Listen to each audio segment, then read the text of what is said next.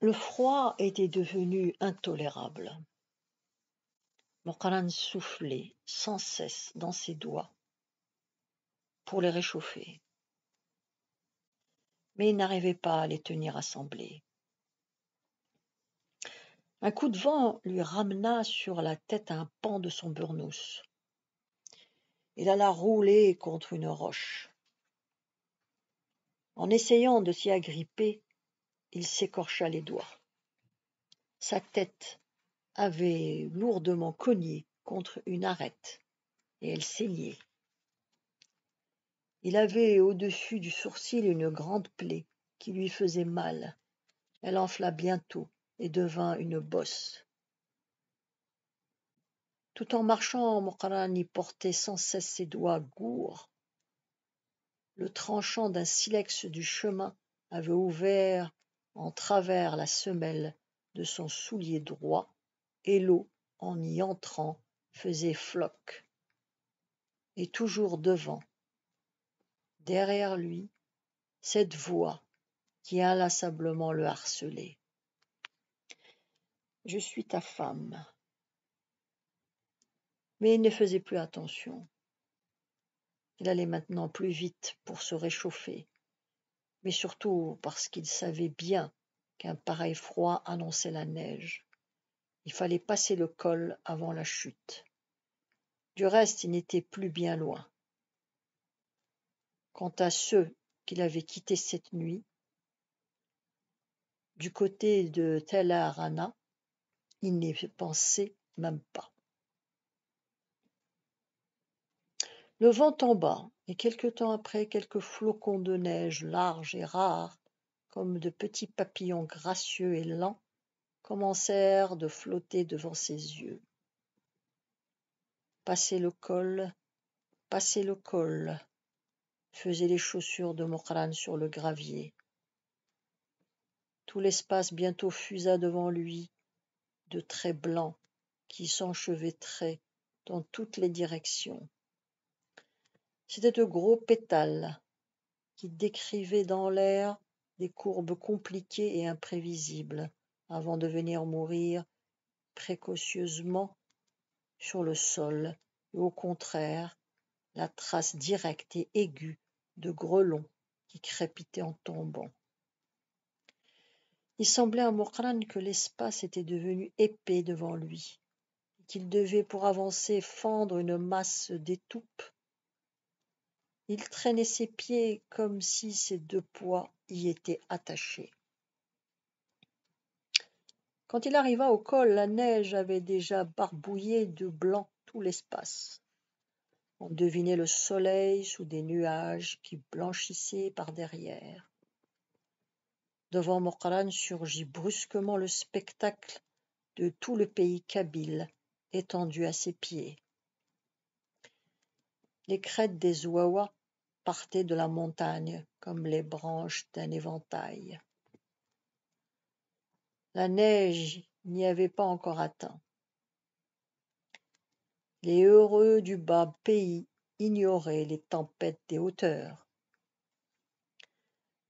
Le vent s'engouffrait dans le col avec violence. Un tourbillon qui emportait des flocons dans une course folle et désordonnée enroula Moqarn dans son burnous. Il mit longtemps à se dépêtrer, gonfla l'air sa poitrine. Sur chaque piton de la crête qui conduisait à sa tribu, un village bas, couleur terre. Des volutes de fumée s'élevaient çà et là. La neige n'était pas encore arrivée là-bas, mais on y ressentit déjà le froid vif qui l'annonçait. Hommes et femmes se serraient autour d'Urkanoun. Il fait bon se sentir les coudes quand la tempête approche. On est là. Sagement, ils ont rentré les bêtes au bercail. Ils ont fait provision d'orge, de blé, de paille, de foin, d'huile, de bois. Ils vont attendre que cela passe. Et quand les premiers flocons voleront dans le ciel, Les enfants feront des rondes et chanteront. Mon Dieu, donne-nous la neige. Nous mangerons et resterons sans rien faire. Nous donnerons aux bœufs la paille. Le bas pays, il imagina le bon feu de bûches sèches, la veillée autour du foyer à dire des riens. Il eut envie d'en avoir fini avec tout cela, d'être lui aussi docilement parqué dans un coin avec le reste du troupeau, pour ne plus sentir ce corps qui maintenant le tiraillait de toutes parts, lui faisait mal partout, surtout pour ne plus entendre cette voix qui sifflait dans le vent, pleurait dans le creux des rochers, grondait dans le tonnerre, ou s'estomper au bruit de ses pas sur la neige. Je suis ta femme. Dans le désir qu'il eut de se vautrer dans les autres, dans ce bonheur facile, il leva pesamment la tête pour regarder encore le pays des gens heureux. Et voilà que tout au fond, sur la dernière crête, apparut Esga, à peine reconnaissable à cette distance. Il ouvrit la bouche et les bras en même temps, comme pour tout de suite l'atteindre. Puis il appela très fort, à ce qu'il crut. Asie. Mais à sa grande surprise, nul écho, pourtant très distinct et très prolongé dans la montagne, ne répéta sa voix. C'est que nul cri n'était sorti de sa bouche engourdie. Mourqalan n'avait senti que la contraction de ses muscles. Son appel d'ailleurs se fut perdu dans le grand silence blanc, ou de temps à autre le brusque hurlement du vent qui lui coupait le souffle. Il était alors obligé, pour respirer, de ramener sur sa bouche un pan de son burnous. Mais il avait appelé, car Mourqalan vit distinctement Asie courir à lui dans une bourrasque. Elle avait le sourire grave qu'elle aimait prendre parfois et marchait légèrement sur un tapis uni de neige lisse. Ses pieds n'y laissaient pas de traces, tant il semblait à peine toucher terre. Elle avait sa robe à pois qui lui descendait jusqu'aux genoux, la même qu'elle portait quand il l'avait quittée la dernière fois. Son air était doux et lointain, et elle souriait à Mourqalan. Il courut à elle dans la neige et de loin lui demanda en criant, pour dominer le vent, pourquoi elle n'avait pas sa broche ronde des Étiennes. « Tu sais que je n'ai pas d'enfant, dit-elle doucement, et elle lui sourit encore. Mais pourquoi ne voulait-elle pas approcher? Elle s'était arrêtée, immobile, et le regardait toute droite et sans cligner des yeux. Lui-même ne pouvait pas aller jusqu'à elle. Il n'avançait plus que difficilement, car la neige s'était épaissie, et quand il essayait d'aller plus vite, ses gros souliers glissaient vers l'arrière à chaque pas. Le plus étrange était qu'il ne sentait plus rien. Il marchait comme un automate, les yeux fixés sur Asie, toujours immobile et souriante. Il était plongé dans une béatitude délicieuse. Plus rien n'existait autour de lui, la neige ni le froid. Dans un espace vide où rien n'était, la tempête ni la voix. Ils étaient deux, Asie et lui. Il n'aurait même pas pu dire où il était, ni s'il était loin ou près de Tasga. Il était heureux, voilà tout. Mais pourquoi Asie ne voulait-elle pas avancer? Et voilà que lui et Mourqalan se précipita vers elle.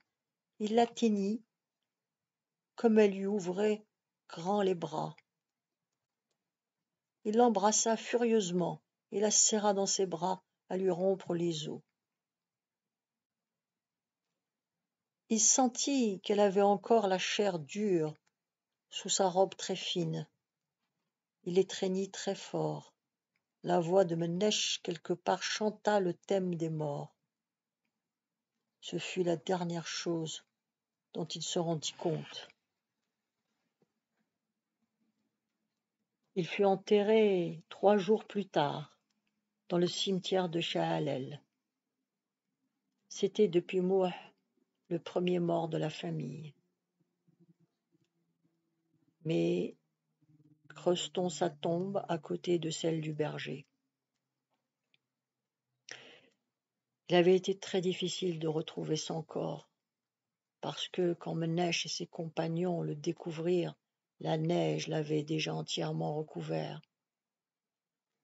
C'est la pointe de son bâton fiché, droit en terre, et un bout de la courroie de sa musette qui avait servi à le déceler. En enlevant la neige autour, ils avaient découvert Mokran enroulé dans son burnous comme pour dormir. La tempête s'étant calmée, il valait mieux le descendre vers les Zaouïas ou les Zouawa, son pays natal, que le ramener à Mayo. Après le col, heureusement, c'était la descente, et la couche de neige devenait de moins en moins épaisse. À l'aide de cannes et de bâtons, ils improvisèrent tant bien que mal un brancard. Ils se relayaient pour le porter. Et quoi qu'on descendît, c'était relativement difficile parce qu'on glissait à chaque pas.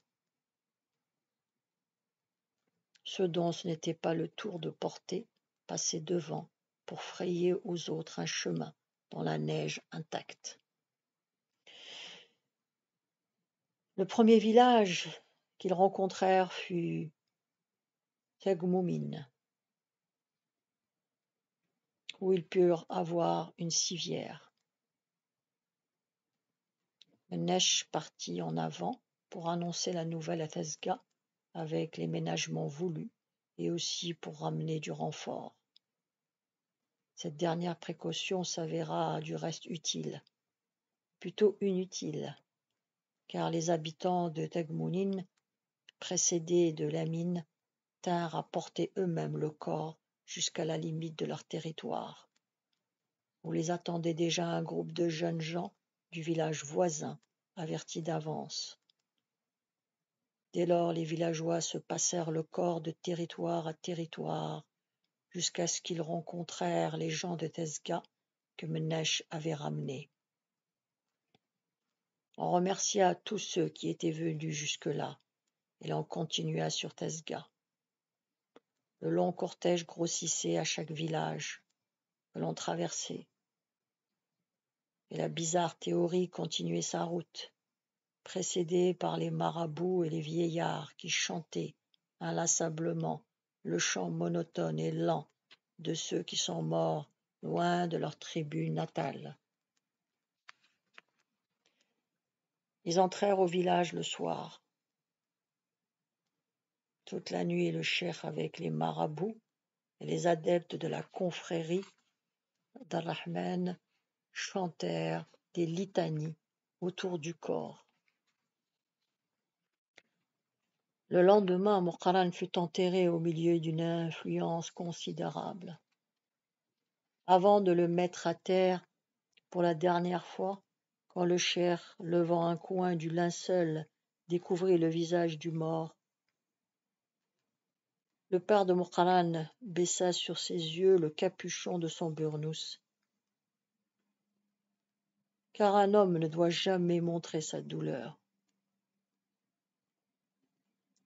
Longtemps, Melha ne put se consoler de la perte de son fils. À sa fenêtre, d'où elle voyait Takoraft, elle s'asseyait des heures et des heures sans se lasser de contempler les dalles où Mokran reposait son dernier sommeil. Elle ne prenait plus la peine d'essuyer ses larmes, même quand Ramadan entrait et ne pouvait elle-même aller chaque jour sur la tombe de son fils. Elle confiait à la mère de Mouh les offrandes pour le repos des âmes de leurs 2 enfants.